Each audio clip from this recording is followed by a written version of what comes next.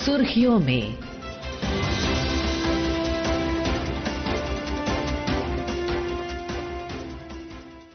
ये आकाशवाणी है।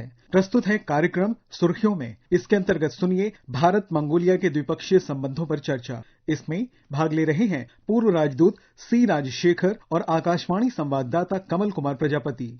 मंगोलिया के राष्ट्रपति खुर्सेल उखना एक प्रतिनिधिमंडल के साथ भारत की यात्रा पर हैं। ये यात्रा इसलिए विशेष है क्योंकि भारत और मंगोलिया के द्विपक्षीय संबंधों, जिसमें कि राजनयिक संबंध और रणनीतिक संबंध दोनों शामिल हैं, उनके राजनयिक संबंधों के 1955 के बाद से अब तक के 70 वर्ष और रणनीतिक यानी स्ट्रेटेजिक संबंधों के 10 वर्ष पूरे हुए हैं। और इस यात्रा के दौरान जो सबसे महत्वपूर्ण बात रही वो ये कि मंगोलिया के राष्ट्रपति और प्रधानमंत्री नरेंद्र मोदी की एक जो साझा चर्चा रही, जिसमें बहुत से विषयों पर समझौता ज्ञापन पर हस्ताक्षर हुए और जो कई पहल भारत और मंगोलिया के द्विपक्षीय संबंधों को लेकर चल रही हैं, उन्हें और मजबूत और तेज करने पर भी विचार विमर्श हुआ। और इस चर्चा के बाद प्रधानमंत्री नरेंद्र मोदी और मंगोलिया के राष्ट्रपति खुर्सेल उखना की एक साझा प्रेस कॉन्फ्रेंस भी हुई और दोनों राष्ट्राध्यक्षों ने दोनों देशों के बीच जो द्विपक्षीय संबंधों को लेकर प्रयास चल रहे हैं उनके बारे में विस्तार से बताया।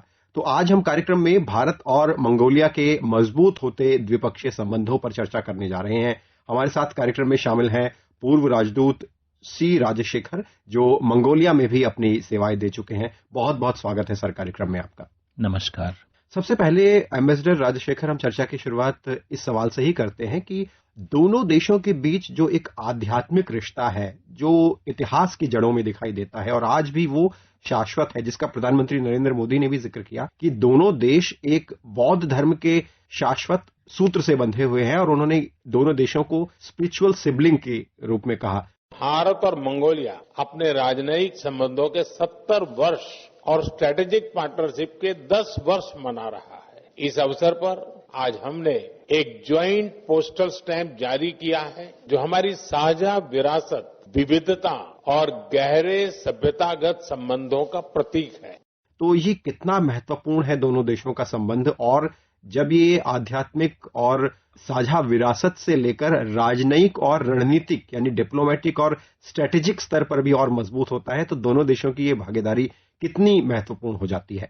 दो देश के बीच में रिश्ते कैसे हैं उसका सही अंदाज उनकी जनता के मन में क्या इमेज होता है। मंगोलिया के देशवासियों को हिंदुस्तान बोलने से उनके मन में कैसे महसूस होता है, क्या चित्र उनके मन में आता है। वो भारत को छगान देश बोलते हैं। छगान माने जैसा संस्कृत में बोलते हैं श्वेत, व्हाइट, तो हम उनके लिए व्हाइट कंट्री हैं, क्योंकि बुद्ध धर्म भारत में पैदा हुआ है, इसलिए बुद्धिज्म उनके लिए बहुत ही माननीय है। वो सब ये करना चाहते कि एक बार कम से कम जिंदगी में भारत में आके जो बौद्ध धर्म क्षेत्र जो पिलग्रिमेज है, इस तरह वाराणसी और बोध गया, ये देखना चाहते हैं और दलाई लामा जी से मिलना चाहते हैं। जो कई लोग मेरे जो मित्र हैं, जो मेरे सहोद्योगी हैं, वो जब भी हिंदुस्तान आते हैं तो मुझे ये रिक्वेस्ट करते हैं ताजमहल से भी ज्यादा कि हमें दलाई लामा जी से मिलने का एक मौका दिलाइए बोल के। तो उनके मन में ऐसे धार्मिक जो सेंटिमेंट है वो बहुत ही स्ट्रांग है। बिल्कुल। अगर हम इनके जो विकास को लेकर रिश्ते मजबूत हो रहे हैं उस पहलू पर आए, तो आज ही हमने देखा कि जो प्रधानमंत्री नरेंद्र मोदी और राष्ट्रपति उखना के बीच में जो साझा बातचीत हुई है और कई समझौते हुए हैं, उनके बारे में भी आप हमारे सुनने वालों को बताएं कि जो ये समझौते हुए हैं, चाहे वो रक्षा क्षेत्र हो, व्यापार हो, विकास हो, सहकारी या कोऑपरेटिव सेक्टर हो, ऐसे तमाम क्षेत्र और बहुत सारी पहल जो दोनों देशों के बीच चल रही हैं, वो कितनी महत्वपूर्ण है। और जो आज एमओयूज साइन हुए हैं दोनों देशों के बीच में, वो कौन से महत्वपूर्ण एमओयूज हैं और कितना दोनों देशों के बीच में संबंधों को और ज्यादा मजबूत करने में उनका रोल होने वाला है। मंगोलिया के राष्ट्रपति के विजिट 6 साल के बाद हो रहा है। ये उनका राष्ट्रपति खुर्सेल उखना जी कल आए थे एक अपने डेलीगेशन के साथ, उप प्रधानमंत्री जी और विदेश मंत्री और बहुत बड़ा डेलीगेशन को लेके आए हैं। और आज सुबह हमारे प्रधानमंत्री नरेंद्र मोदी जी से मिलकर डेलीगेशन के साथ विस्तार में बात की है। हर तरह के रिश्ते, जैसे रणनीति का, व्यापार का और कल्चरल एक्सचेंजेस का और मिलिट्री कोऑपरेशन का, प्रोविंशियल कोऑपरेशन का से ऑल फैसेट्स ऑफ रिलेशंस पे उन्होंने चर्चा की है। और उसके बाद कई एमओयूज पे हस्ताक्षर हुए हैं। उनमें से एक है जो कल्चरल एक्सचेंजेस आने वाले 4 साल हिंदुस्तान और मंगोलिया के बीच में कैसे विस्तार करें, और एक है हमारे लद्दाख ऑटोनमस यूनियन टेरिटरी और वहां के अरहंगाई एक प्रोविंस, उनको आइमक बोलते हैं, उनके बीच में कैसे बढ़ाए, और डिजिटाइजेशन कैसे में उसमें कोऑपरेशन करे, और माइनिंग और क्रिटिकल मिनरल्स में कैसे कोऑपरेशन बढ़ाएं, और कोऑपरेटिव्स को और कैसे बढ़ाएं। तो कई ऐसे एमओयूज पे हस्ताक्षर हुए हैं। और कल सुबह CII होस्टेड बिजनेस फोरम होगा, उसमें बिजनेस लीडर्स दोनों देश के रहेंगे और मंगोलिया के राष्ट्रपति जी उनको आमंत्रण करेंगे मंगोलिया में आके और इन्वेस्टमेंट करके इंफ्रास्ट्रक्चर में और अन्य क्षेत्रों में बिजनेस करने के लिए। अभी एक वहां भारत रिफाइनरी बना रहा है। भारत का हिंदुस्तान से बाहर सबसे बड़ा दुनिया में $2 बिलियन ऑयल रिफाइनरी वहां बन रहा है। 2 साल पहले वो शुरू हुआ है और जब ये कंप्लीट होगा तो मंगोलिया के एनर्जी नीड्स में 70% का जो जरूरत है उनका वो मिल जाएगा। उससे उनको आत्मनिर्भर हो जाएंगे मंगोलियंस। तो ऐसे कई एमओयूज दस्तखत हुए हैं आज। और कल शाम को एक बड़ा भारत मंडपम में म्यूजिकल कॉन्सर्ट भी होगा, ब्यूटीफुल लैंड बोल के। और उनके राष्ट्रपति जी हमारे प्रधानमंत्री जी को भी निमंत्रण किया और दोबारा आने के लिए। हमारे प्रधानमंत्री जी 10 साल पहले 2015 मई में वहां गए थे। अगर हम जो वैश्विक मुद्दे हैं उनको लेकर दोनों देशों की बात करें तो एक साझा और आपसी हमें विचार दोनों देशों का देखने को मिलता है। जैसे ग्लोबल साउथ को लेकर भी प्रधानमंत्री नरेंद्र मोदी ने कहा कि दोनों देश ग्लोबल साउथ की एक मजबूत आवाज है। इसी तरह से जो इंडो पैसिफिक का मुद्दा है उसको लेकर भी एक साझा विचार दोनों देशों का हमें देखने को मिला। हम दोनों देश फ्री, ओपन, इंक्लूसिव और रूल बेस्ड इंडो पैसिफिक का समर्थन करते हैं। ग्लोबल साउथ की आवाज को सशक्त करने के लिए भी हम मिलकर काम करते हैं। भारत और मंगोलिया के संबंध केवल राजनयिक नहीं है, ये हमारे बीच आत्मीय और आध्यात्मिक बंधन है। हमारे संबंधों की असली गहराई और व्यापकता हमारे पीपल टू पीपल टाइज में दिखाई पड़ती है। वैश्विक मुद्दों को लेकर भारत और मंगोलिया के जो आपसी साझा विचार हैं वो कितने महत्वपूर्ण हो जाते हैं? ये वैश्विक मुद्दों पे भारत और मंगोलिया का सोच बिल्कुल मिलती जुलती है, आइडेंटिकल कह सकते हैं जी। तो हम बहुत टाइटली कोऑर्डिनेट करते हैं। तो शुरू से देखें तो 1955 में जब मंगोलिया डिप्लोमेटिक रिलेशन शुरू किया तो पहले सिर्फ सोवियत यूनियन और ईस्टर्न ब्लॉक, जो eastern Europe Warsaw Pact countries थे, वही रिकॉग्नाइज किए थे। मगर उनसे बाहर भारत पहला देश था जो मंगोलिया को डिप्लोमेटिक रिकॉग्निशन दिया था। उन्होंने भी ऐसे ही जब बांग्लादेश विमोचन हुआ था तो भूटान सबसे पहला देश था और मंगोलिया दूसरा देश था बांग्लादेश को रिकॉग्नाइज करने का। तो दे आर रेसिप्रोकेटिंग। और जब Bharat United Nation Security Council के परमानेंट मेंबरशिप चाहता है तो मंगोलिया उसका समर्थन करता है हमेशा। और जो हम 10 साल पहले इंटरनेशनल सोलर अलायंस लाए हैं हमारे प्रधानमंत्री जी, तो उसमें भी वो सदस्य शामिल हुए हैं। और जो भी ट्रेड हो, एनवायरनमेंट हो, डिसआर्मामेंट हो, इन सभी मुद्दों पे ग्लोबल साउथ के एक हिस्सा मंगोलिया होते हुए सभी मुद्दों पे भारत से उनका सोच मिलता जुलता रहता है। बहुत ही साथ हम काम करते हैं, जैसे अंग्रेजी में बोलते हैं shoulder to shoulder we work together. जी। प्रधानमंत्री नरेंद्र मोदी ने प्रेस कॉन्फ्रेंस में एक खास घोषणा भी की कि जो मंगोलिया के नागरिक हैं उनके लिए निशुल्क ई वीजा की घोषणा की बात कही उन्होंने। और साथ ही दोनों देशों के बीच में जो पर्यटन और आपसी कल्चरल एक्सचेंजेस हैं, जो सांस्कृतिक आदान प्रदान है, उसको लेकर भी और ज्यादा बढ़ोतरी पर बात हुई है। और एक और यहाँ पर हम जिक्र करना चाहेंगे लद्दाख और मंगोलिया के एक प्रांत के बीच में जो एक विशेष साझेदारी की बात है।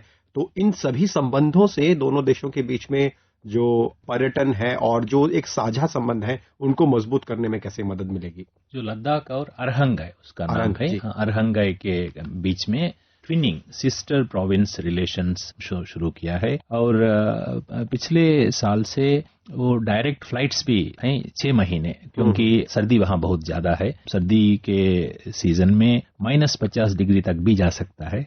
तो अप्रैल से लेकर अक्टूबर तक डायरेक्ट फ्लाइट्स चल रहे हैं हिंदुस्तान और मंगोलिया के बीच में। और ई वीजा कई दिन से भारत ने घोषणा की है, मगर प्रधानमंत्री जी की आज खास तौर पर घोषणा है कि ई वीजा से पहले भी उनको फ्री देते थे, हम ग्रेटिस वीजा देते थे, मगर ई वीजा के बाद भी अब दोबारा उनको निःशुल्क वीजा से उनको आमंत्रण कर रहे हैं, ताकि वो मंगोलियंस यहाँ भारत आए, फर्स्ट हैंड को एक्सपीरियंस करे हिंदुस्तान, और आने से म्यूचुअल अंडरस्टैंडिंग भी बढ़ता है और कई एवेन्यूज खुलते हैं बिजनेस और इन्वेस्टमेंट रिलेशंस बढ़ने के लिए।